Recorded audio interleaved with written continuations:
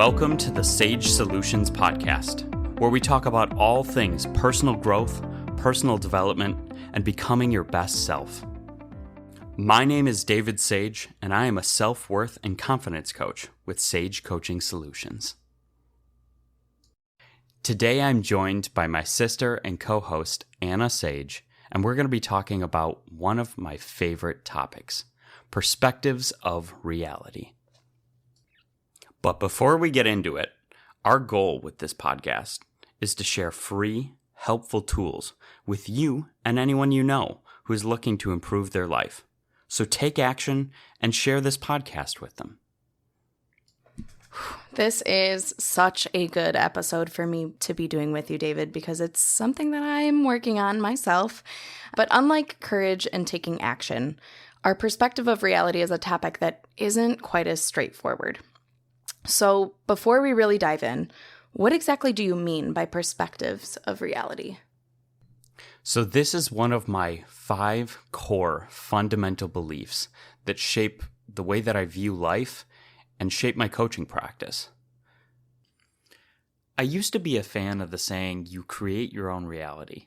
But as time has went on, I've come to like that saying less and less.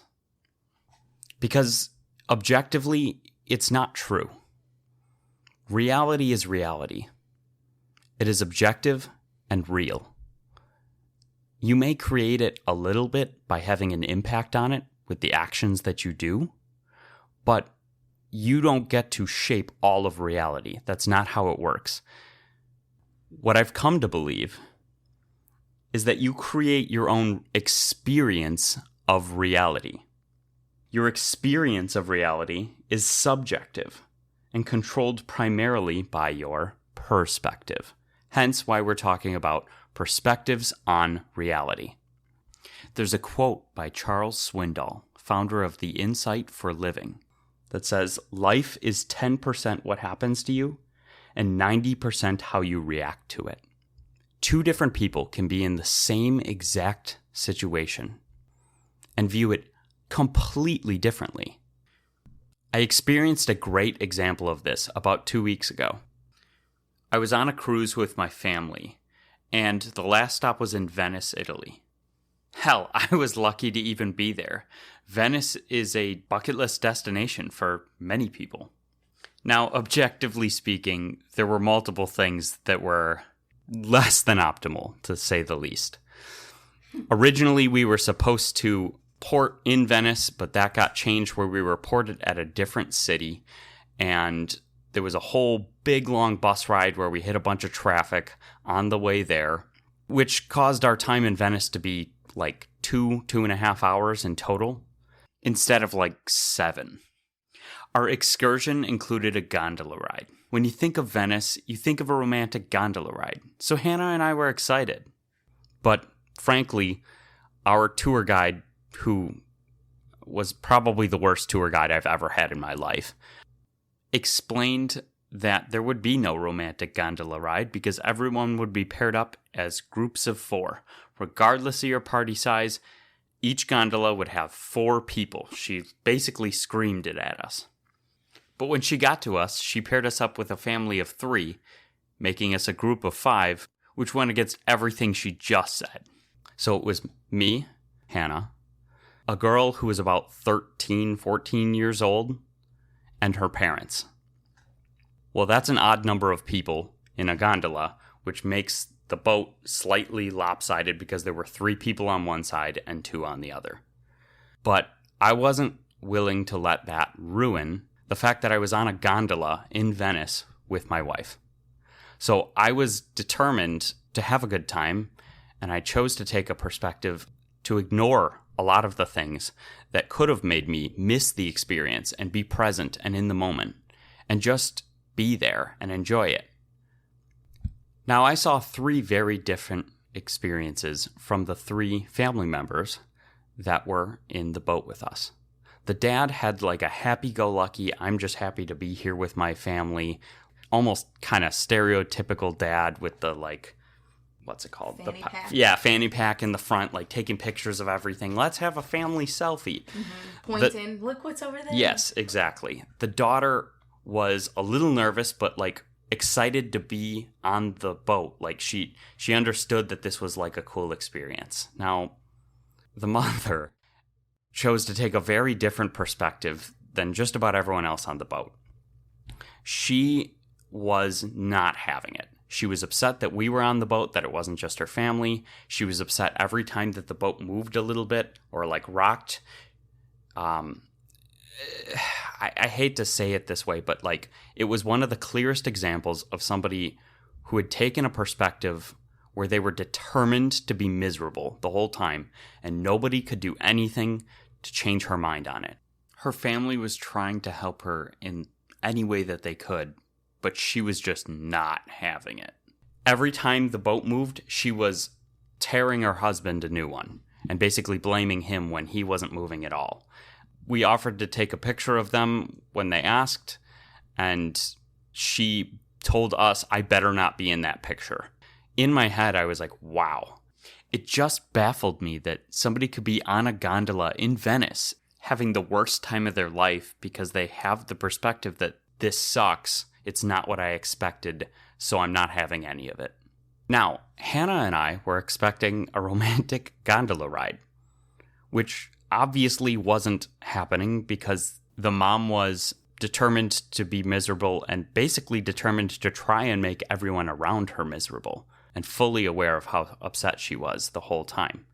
We could have hated the entire gondola ride because of her.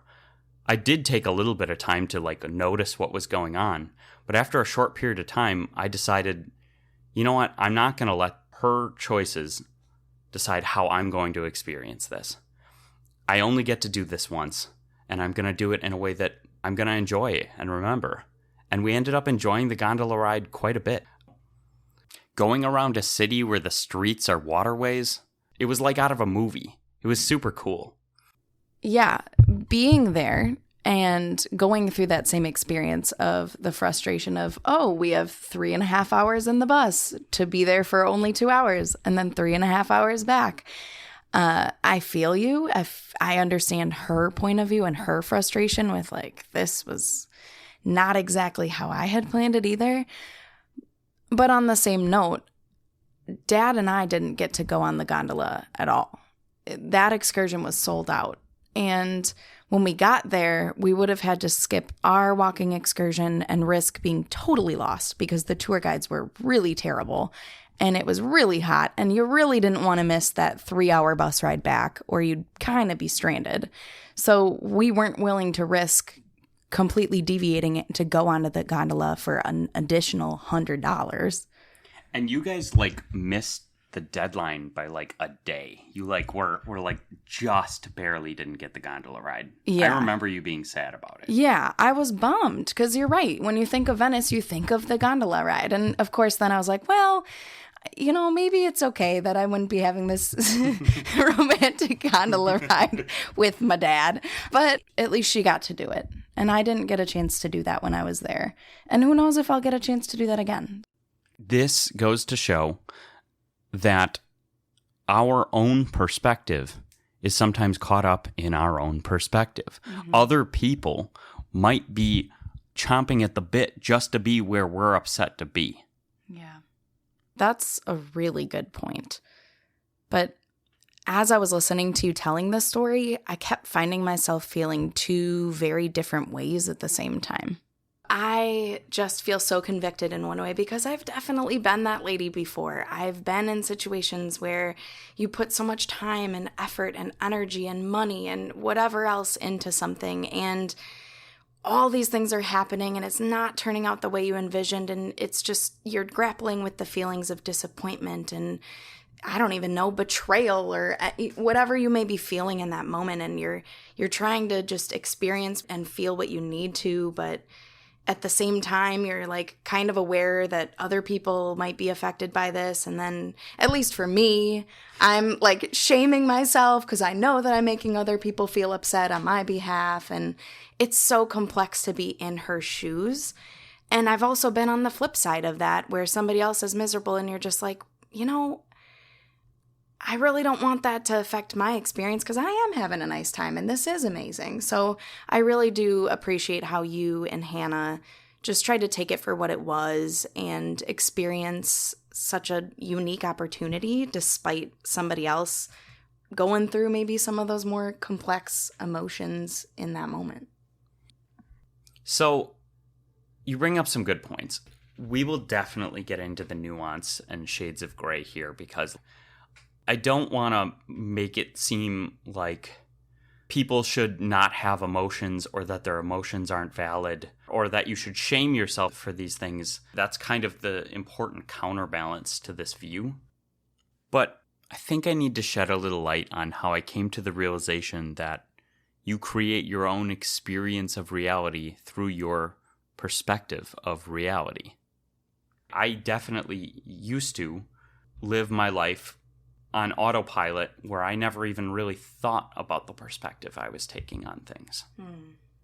When I read a book called Man's Search for Meaning, it illustrated this whole concept to me in a way better than I've ever seen before, and it was just that light bulb moment. I felt the punch to the face that this book delivered to me. It was that powerful. So to give a little background, the book is about Viktor Frankl's experiences. He is the author, and he was a survivor of Nazi concentration camps. He was a Jewish psychologist that was in Auschwitz and several other camps, and because he was labeled as a doctor, they found a little bit more use in him than others, and they allowed him to keep notes. Although many of the notes that he kept were actually about the things that he saw and experienced around him and the realizations and conclusions that he came to as a psychologist and a survivor. In this book, he talks about a specific moment where him and several others had about the worst day anyone could have really imagined. They were in terrible conditions, beaten. I mean, they were in a Nazi concentration camp, and it was one of the worst days that they had had throughout that entire experience. But they saw a group being marched to the gas chambers, and they were all talking about how lucky they were. Lucky in a concentration camp. If they could feel lucky after a day that we could never even imagine, a day that would break most people, they could feel like they were the lucky ones, then when I'm in a tough situation or something didn't go the way that I expected, am I really going to tell myself that I have no control over my perspective and that somebody else couldn't view themselves as lucky in that situation? Am I trying to minimize anything that's wrong for people? Absolutely not. I just want people to take some ownership and control over the way that they view the world. It makes so much difference, it's not even funny. This is one of my core fundamentals because it completely changed my life when I started thinking about this regularly and implementing this. And it took that extreme of an example to really get the point across to me. And I think back on that quite a bit.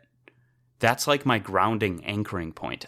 I remember that not in a way to shame myself for having emotions, but in a way of just reminding myself that I have agency here. You create your own experience of reality. You get to shape it. Are there other factors that shape it? Absolutely. But don't give away your agency by being in the passenger seat. That is so powerful and so true. And wow, I'm feeling pretty inspired just sitting here listening to you and really hearing the passion in your voice as you're speaking. But in order for us to be more aware, to be in that driver's seat, right, as we're experiencing reality, and therefore be more aware of how our perspectives are impacting both us and the people around us, I think it would be helpful to understand what factors shape our perspectives. So there are a lot of different factors that can change or influence people's different perspectives. And everyone has an inherently different perspective because we all have lived different lives, are different people, and are in different situations all of the time. But first, I think it's important that we distinguish between conscious perspectives and unconscious perspectives. Our conscious perspective is what I'm primarily talking about when I say you create your own experience of reality by choosing your conscious perspective, which has the greatest impact on the way that you view a situation in the moment. We are taking control of our conscious perspective. All of us have unconscious perspectives. So I agree with you. Having an understanding of a lot of those factors gives us a lot more agency to understand what is driving our natural perspectives and give us a lot more power to do something about it and to put ourselves in that driver's seat. Why don't we get into what makes up these unconscious perspectives that we have as well? One of the main things that affects your perspective is your current emotions. And most people put those emotions fully in the driver's seat, and they are like in the back corner of the car. Now, it is totally understandable that your emotions are going to have a huge impact on your perspective. It's one of the biggest drivers of perspective. It's one of the main reasons that people see things differently. Somebody who's in a good mood versus somebody who's in a bad mood often experience the same thing completely differently. We all have an emotional home that we go to. I think mine would be made of chocolate cake. While I believe that, that's not what I meant. An emotional home is where you go in a stressful situation. When something terrible happens, you'll notice that different people react very differently. There are people that laugh uncontrollably because they feel awkward and they don't know what to do. Other people get very angry whenever something goes wrong. Other people just get really sad. And when things get really hard, they tend to go to that emotional home, even if it doesn't serve them, because it's what feels comfortable. Other than emotions, there are lots of things in our backgrounds and current situations that shape our perspectives. I think this is actually something that I can speak to because when we're being trained as educators, we have to be aware of the different factors that the students that are coming into your space are bringing with them so that we can be responsive to what they need and how they see the world, as well as the factors that influence their parents' or caregivers' perspectives, and most importantly, truly, is the factors that influence your own perspective, because the biggest thing in education was being aware of what you're bringing with you and making sure that that's not getting in the way of being able to be responsive to the humans that are in front of you. Yeah, I mean, I couldn't have said it better myself. So I think it would be easiest to break these factors down into 3 main categories.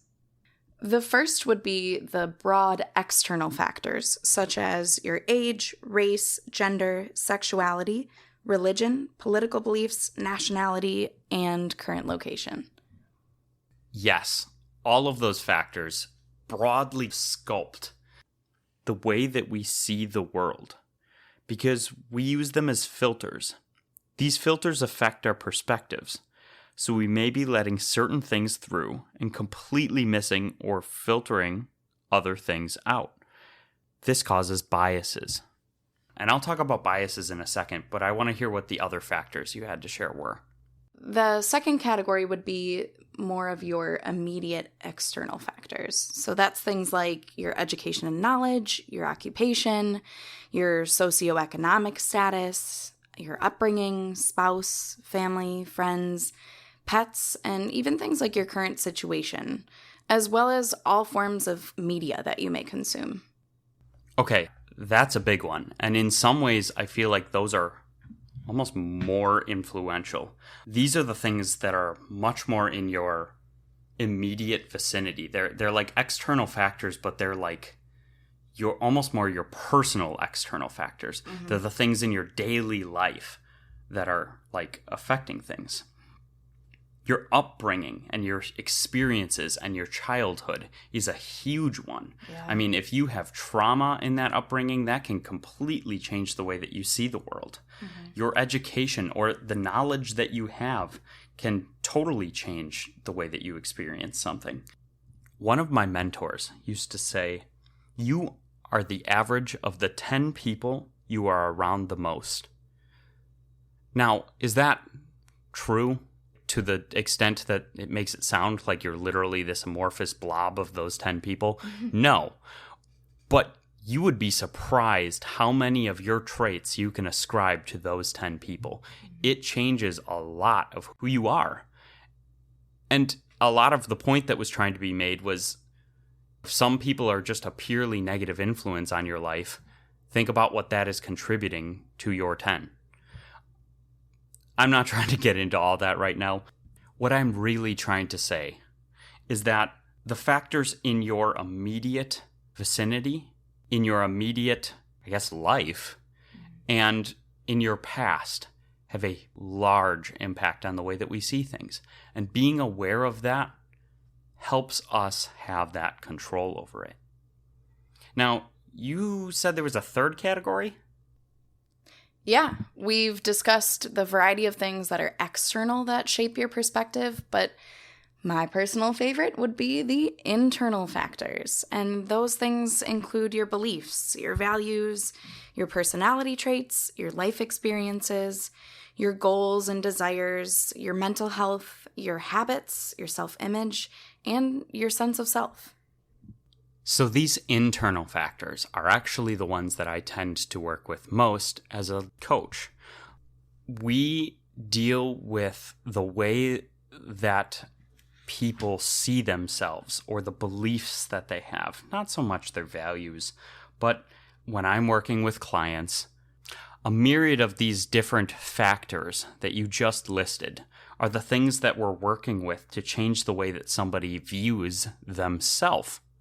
Their perspective of themselves, because multiple other people can see them one way and they can see themselves a totally different way. I would not underestimate these. In my opinion, these are the biggest factors, and that's why it is really reassuring to know that we have a lot of agency in this area, not just in your immediate consciousness, but in working on growing and developing ourselves in a way that we can actually shape some of these factors to be in our benefit. I really appreciate you bringing those factors up because I feel like they add a lot of context. My mentor used to say, when you stretch your mind, it never quite goes back the same shape.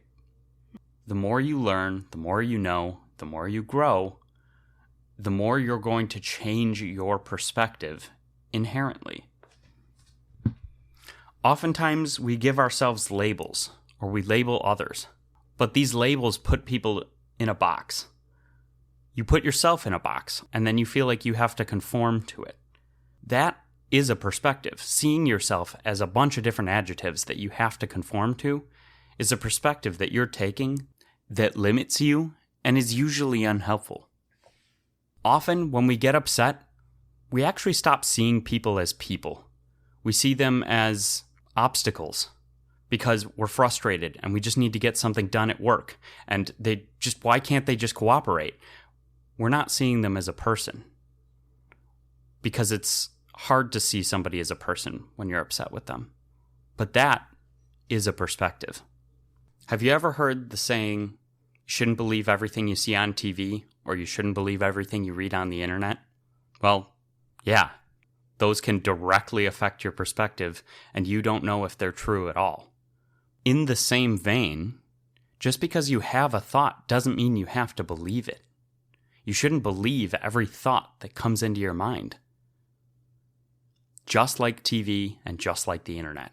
We all have crazy or intrusive thoughts. We all are wrong about things. And being able to not just take everything that enters our mind as truth definitely helps our perspective. The last thing that I want to talk about when it comes to what shapes our perspectives is kind of a tough subject for a lot of people to talk about, think about, because it feels vulnerable, and it makes us feel like there's something wrong with us sometimes if you take it completely out of context. But we're human, and humans have inherent biases. I could name 22 cognitive biases. I'm sure there's more that we all inherently have, which skew the way that we view reality. So there are inherent biases that you as a human have that change the way that you view things from how they really are. Let me just take 5 real quick. Binary bias, negativity bias, confirmation bias, desirability bias, and objectivity bias. Let's put these together. If I see the whole world as black and white, all or nothing, and I also give more weight to negative information than positive information, if I ignore all information that doesn't confirm what I already believe and absorb all of the information that reconfirms what I believe, and I only absorb the information I want to hear, and I think I'm more objective than everyone else, you can obviously see how things are going to be skewed within our own perception of reality. So don't get so hung up on things having to be the way that you see them, because somebody else might be seeing it more objectively than you. And that's not even getting into the way that we stereotype and have biases towards other people based on our experiences. Now, I'm not looking to get political or anything with this. I'm just saying it was an inherent survival adaptation that we would categorize things based on trends that we saw, and our brains still do it about almost everything still today. So being aware of our biases, being aware of the factors that shape the way that we have our perspective, all of these give us the agency to put ourselves in the driver's seat. Also, let's cut ourselves some slack. When an incredibly stressful situation happens, it puts you in a state of fight or flight. This has a massive effect on your perspective because it blocks thoughts from your prefrontal cortex, and instead your amygdala becomes the driver. Many people call the amygdala our animalistic brain, and our prefrontal cortex is where all of our rational thoughts come from. It's totally understandable that we're going to have a skewed perspective in that state. Shaming yourself for seeing things in an unhelpful way or not handling a situation the best way isn't helpful either. So just give yourself a little grace. I'm glad to hear you say that, because in those moments when I'm aware that I'm making things worse for myself through my perspective, my go-to is usually to beat myself up and shame myself for it, rather than giving myself grace and understanding and remembering that it is my amygdala that I'm functioning from, and I'm human, and giving myself that grace probably would help me let go and feel better. Well, not probably, it will help me let go and feel better much, much more than shaming myself and making myself feel even worse will ever do. That's exactly what I'm trying to get to. So thank you. Thank you for joining us for part 1 of our conversation surrounding perspectives of reality. Don't forget to tune in next week to hear the rest of our conversation in part 2. Trust me, you are not going to want to miss this one. David walks me through an exercise that completely shifts the way that I'm thinking and really brings everything full circle. See you next week. Thank you for listening to the Sage Solutions podcast. Your time is valuable, and I'm so glad you continue to choose to learn and grow here with me. If you haven't already, don't forget to subscribe so you don't miss out on more sage advice. One last thing. The legal language. This podcast is for educational and informational purposes only. No coaching-client relationship is formed. It is not intended as a substitute for the personalized advice of a physician, professional coach, psychotherapist, or other qualified professional.